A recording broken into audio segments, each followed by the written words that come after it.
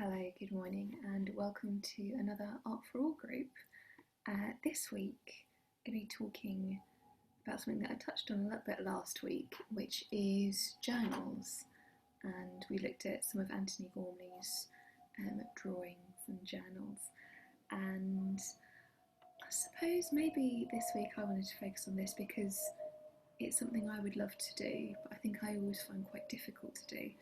But I love looking at artists' sketchbooks and having the idea of creating a journal of my own, which I sometimes do, but the idea of maybe getting into the habit of drawing something every day or creating something every day, because it doesn't always have to be about drawing, although what I'm going to show does focus on that. There are different ways to journal if maybe you're not feeling up to drawing, or drawing isn't your favourite thing, using collage perhaps, also using photographs as well as a way of daily journaling and kind of checking in with yourself, but also checking with your creative ideas as well and exploring things that are really interesting to you.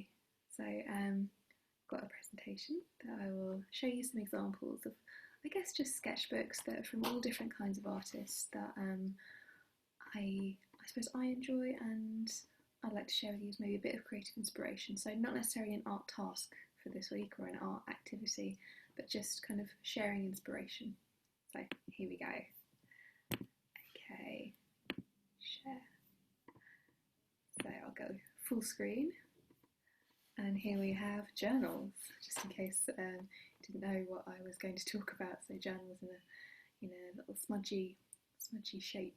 So first off, I can't really talk about artists and journaling without talking about one person in particular, and you guessed it, it's Leonardo da Vinci. So over his time of keeping journals, he started when he was 26 and I think ceased at his death at age 67. And there are about 50 notebooks of his that have been preserved. And in these notebooks, he explores so many different things that interest him. And he's not just, he worked for commissions that he didn't always finish. So at the time in Renaissance Italy, when Leonardo da Vinci was alive, artists were kind of considered as craftsmen. It was just starting to be this idea that kind of artists sort of sat in a studio far away from anything and just let the muse come to them. At this stage they were still craftsmen, so they had to work on commission, and it would often be to decorate a certain space. Leonardo da Vinci was also employed to design weapons. He designed a tank, he designed different crossbow designs. Here you can see flying machines, we all know, and a prototype for a helicopter. But it wasn't just about his commissions and about his paintings, so he did sketches for his paintings that eventually became his finished works. There aren't very many of his finished painting works, but all of the groundwork was laid in his sketchbooks. But in his sketchbooks, it's not just about his work as an artist, it's also about exploring the things that really interest him. So he's done this sketch here of turbulence, how water moves when it meets other water, how could we fly. Here is a musical instrument. He sketched plants, he sketched roads, he sketched animals, he did grotesque caricatures, he clearly witnessed human dissection. He was interested in biology. He also did some rather crude sketches related to sex and romance. He wrote backwards in a lot of his journals so that people couldn't decipher what he was writing about. He wrote quotes about what his views were on fame. He thought it was very important to be famous and to create some kind of mark on the world, which he did. So wherever Leonardo da Vinci is, I think he probably can rest assured that he's made a mark on the world. But these sketchbooks aren't just about, I'm going to make something that is for this specific task. It's actually, the route to creativity is not just about the task that you have to achieve, it's about the journey that you go on to get there and everything around it and all the different places that creativity can come from. So the next sketchbook I'm going to show you maybe moves on with this idea a bit more, and also has, I think maybe moves on with this idea of art for art's sake. And whereas I suppose Leonardo da Vinci was kind of thinking about, these are the subjects I'm interested in, and actually I just happen to be making art about them. These sketchbooks are JeanMichel Basquiat sketchbooks. They've been unbound, and in 2015 they were put on display at the Brooklyn Museum, and he used to use these standardised sketchbooks here that are given to American students in school. So he only ever drew on the right hand side of the page, but you can see he's exploring a lot of the ideas that come out in his art. So these skeletal faces dealing with racism. Here we can see his sketch of Al Jolson in blackface. Also different types of typography. So he used to do a capital E with the 3 bars of the E but no vertical bar. All these different signs and signifiers in his artwork, and writing poetry.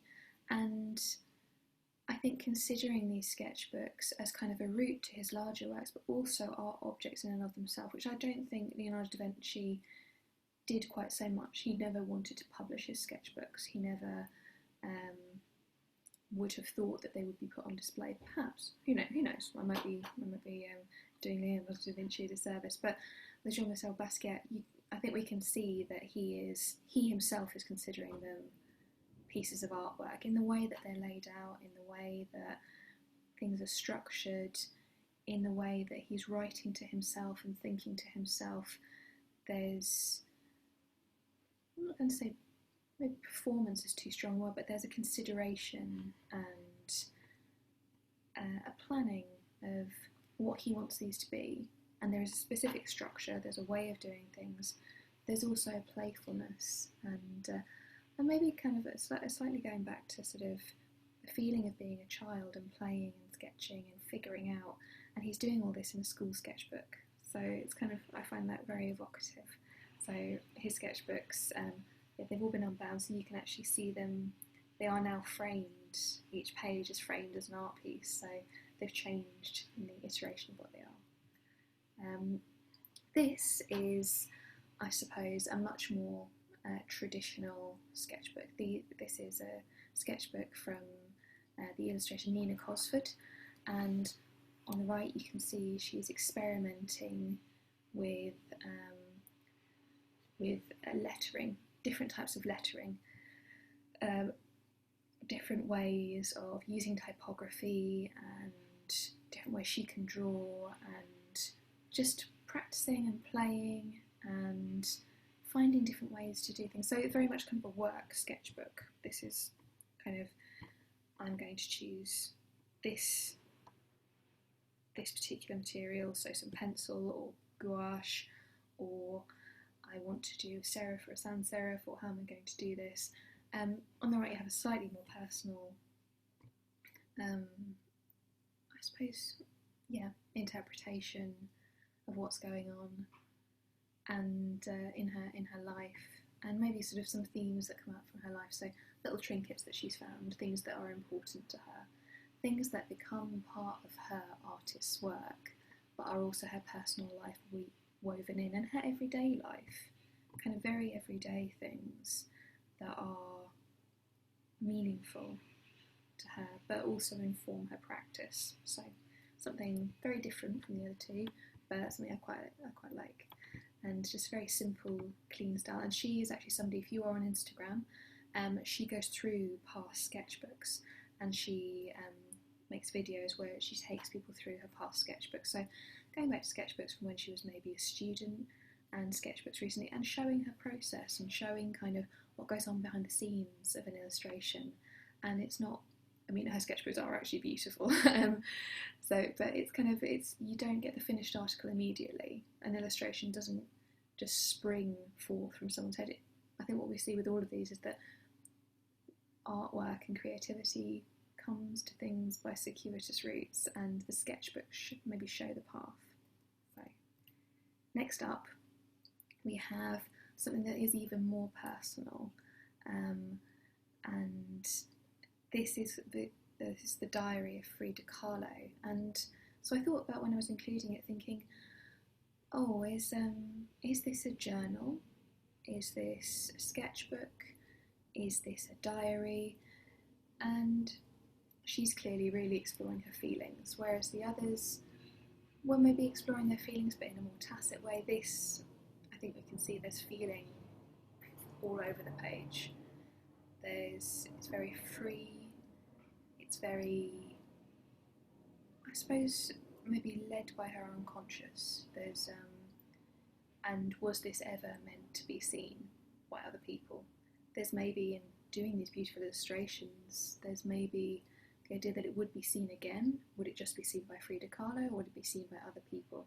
And I suppose, given the autobiographical nature of her work, perhaps there's always this idea that it could be seen by others, and that she was always fairly open about what was going on in her life. So yeah, I suppose we don't quite know. But yes, some of these images remind me a bit of the work of William Blake, particularly the faces down here and all the watercolours. And actually, it's a lot less controlled than final pieces of artwork by Frida Kahlo that we normally see. So, for example, this angel over here is very different from the Frida Kahlo painting, and it's really,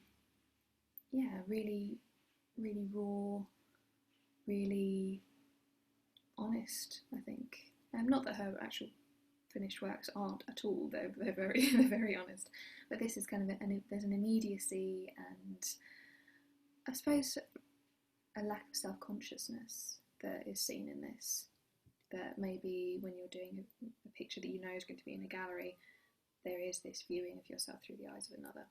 So maybe that's what I feel like. I could be completely wrong in this.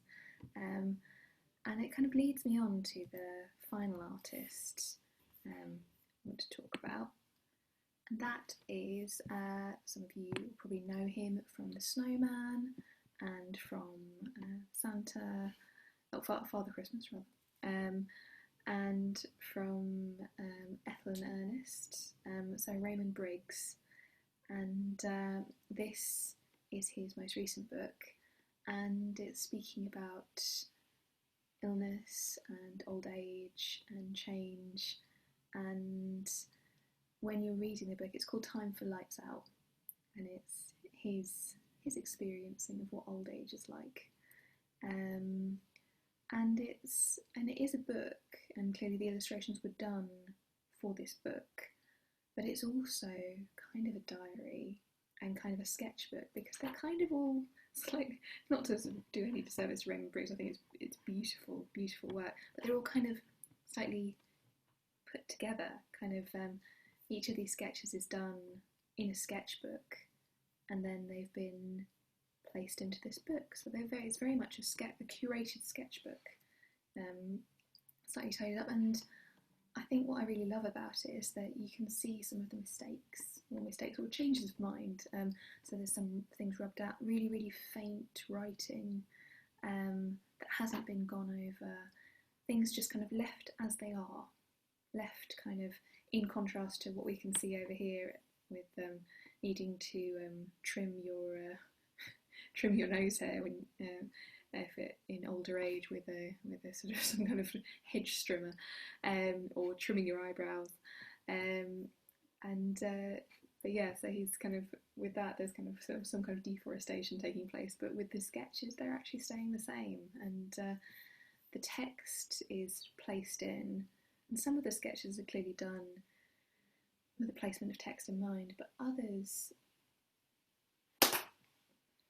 excuse me, that's a fly, others clearly aren't. They're just kind of, they're inserted around the text, and yeah, there's a real mixture, and I think I just really enjoyed the book. I think it's a culmination of, I suppose, things that Raymond Briggs is interested in, things that are taking up his mind, a la Leonardo da Vinci, knowing that it's going to be a piece of artwork, knowing that it's going to be an illustration, and wanting to show the working, and also it's a diary as well, so it's maybe a combination of artist sketchbook come diary come commentary on the times we live in and the times that Raymond Briggs is living in. So I very much enjoy it, and something that I come back to reading quite often. So yeah, I hope that this has been interesting and that some of it might be inspiring for you. Something that you might like to have a go at is just, if you have a little book, if you have a few pieces of paper, just to draw a little square or a couple of squares, and each day just draw something in the square. It doesn't have to be of a particular thing. It could just be a squiggle, it could just be shading in the square, but something to do with how you're feeling, or something to do with something that interests you. And doing a square a day, maybe for a week, seeing how it goes. And that's just great practice for just getting your mind sparking about how you're feeling, or what things are interesting you at the moment, or what you want to talk about. So I hope this has been interesting, and I hope that you give art journaling a go. I'm also going to give it a go, so I will update you and tell you how my journaling has gone. But in the meantime, I hope that you have a good week, and I look forward to seeing you again next Tuesday. All the very best. Goodbye.